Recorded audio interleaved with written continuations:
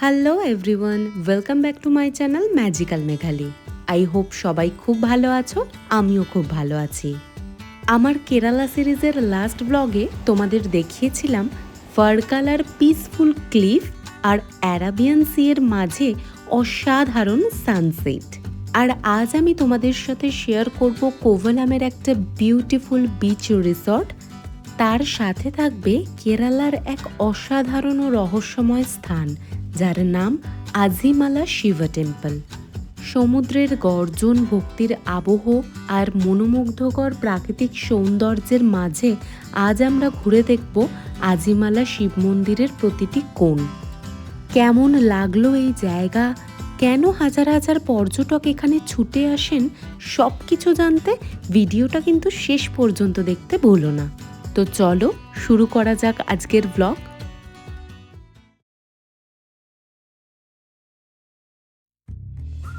ভার্কালা থেকে বেরোতে আমাদের প্রায় সন্ধে হয়ে গিয়েছিল।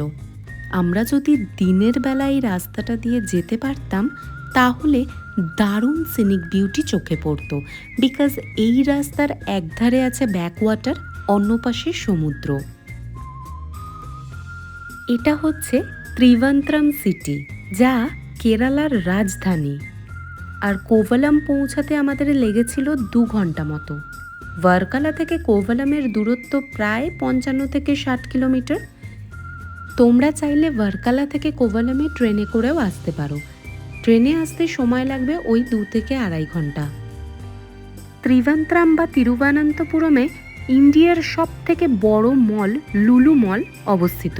আর এই ডান সাইডে যেটা দেখলে ওটাই হচ্ছে লুলু মল।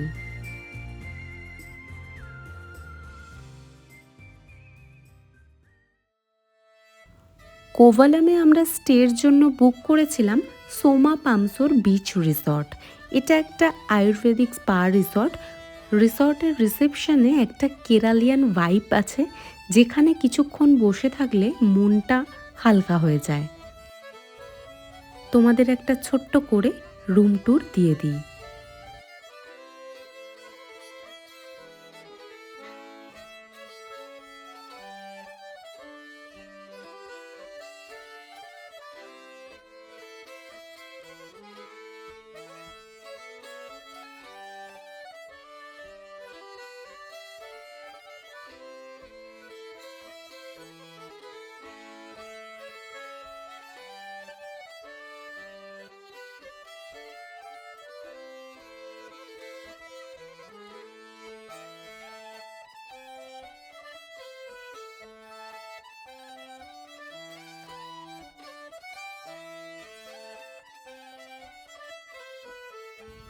আমার তো বিকালে একটু কফি চাই, তাই রিসর্টে গিয়ে ফ্রেশ হয়েই বাইরের ভিউটা দেখতে দেখতে আগে একটু কফি খেলাম।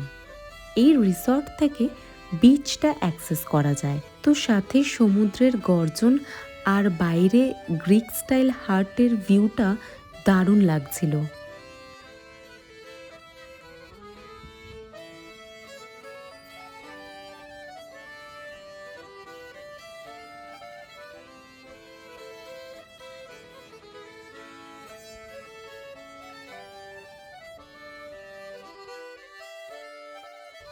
ওই দিন ডিনারে ছিল স্যালাড, ফ্রাইড রাইস, রুটি, মাটন কষা আর একটা স্যুপ। দুজনের জন্য একদম সাফিসিয়েন্ট কোয়ান্টিটি।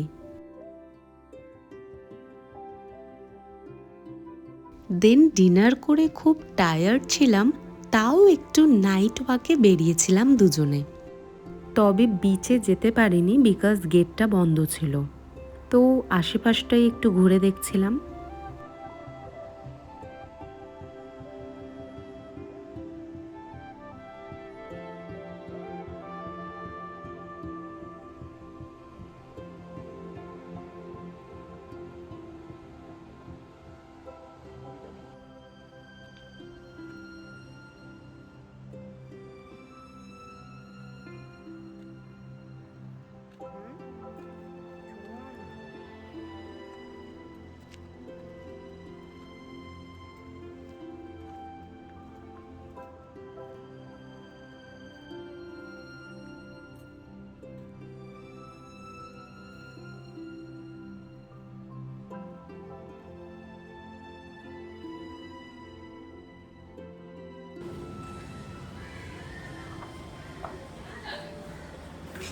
নেক্সট ডে সকালে ঘুম ভাঙল ময়ূরের ডাক দিয়ে।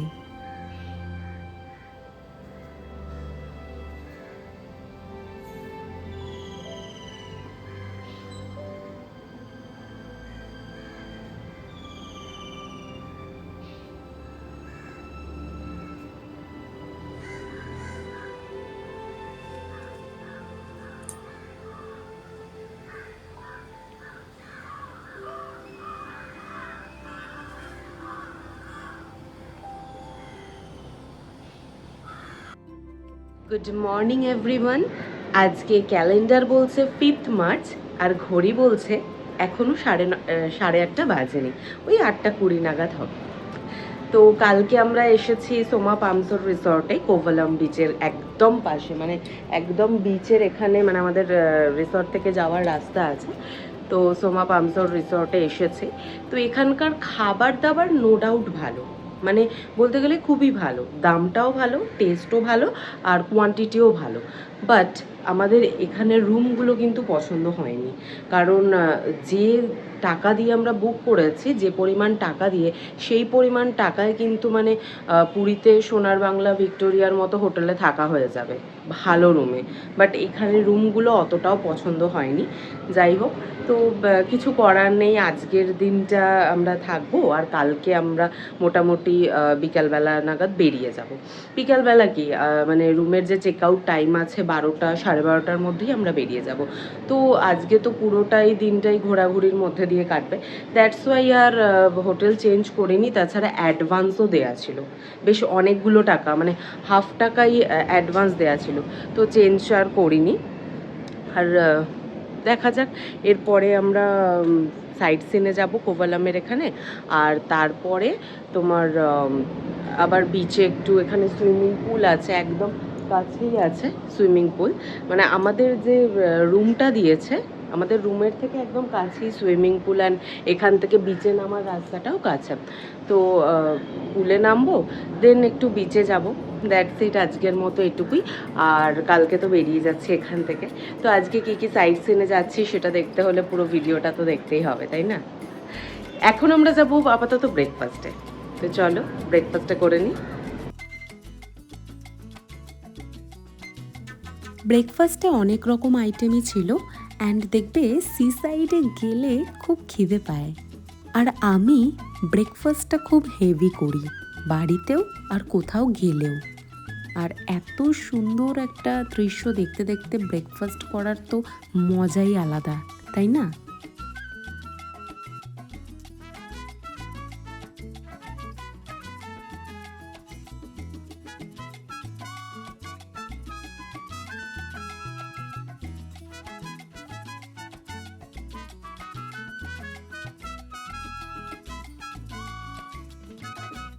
ব্রেকফাস্ট করে আমরা সোজা চলে গেলাম আমাদের রিসর্ট থেকে অনতি দূরেই অবস্থিত আজিমালা শিবা টেম্পলে।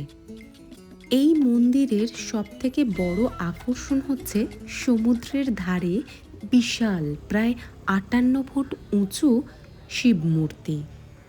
বড় শিবমূর্তির পাশাপাশি গর্ভগৃহে এই মূর্তিটার পূজা হয়ে থাকে।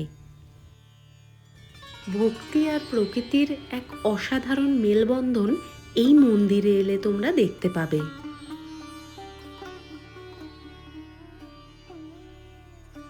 তুলনামূলকভাবে কম ভিড়, তাই শান্ত পরিবেশ বেশ উপভোগ করা যায়।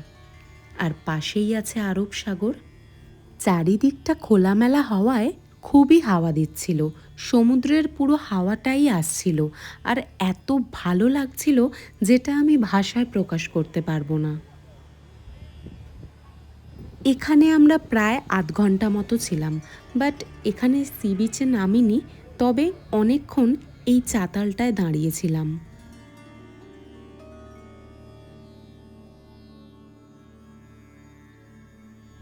এই মন্দিরে তোমরা পুজোও দিতে পারবে।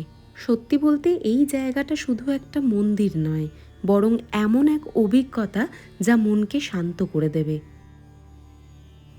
যদি কোনোদিন কেরালায় আসো, তবে এই জায়গাটা কিন্তু অবশ্যই তোমার ট্রাভেল লিস্টে রাখবে। সত্যি কথা বলতে এই মহাদেবের মূর্তিটা দেখে মনে হয় যেন উনি স্বয়ং এখানেই দাঁড়িয়ে আছেন।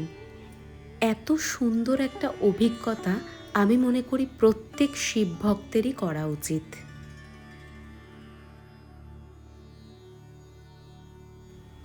তো ভিডিওটা যদি ভালো লেগে থাকে তাহলে লাইক, কমেন্ট অ্যান্ড শেয়ার করতে ভুলো না। আজিমালার এই অসাধারণ অভিজ্ঞতা নিয়ে এখানেই আজকে ভিডিওটা আমি শেষ করছি। দেখা হবে পরের ভ্লগে। ততক্ষণ পর্যন্ত ভালো থেকো, সুস্থ থেকো আর stay tune for next vlog.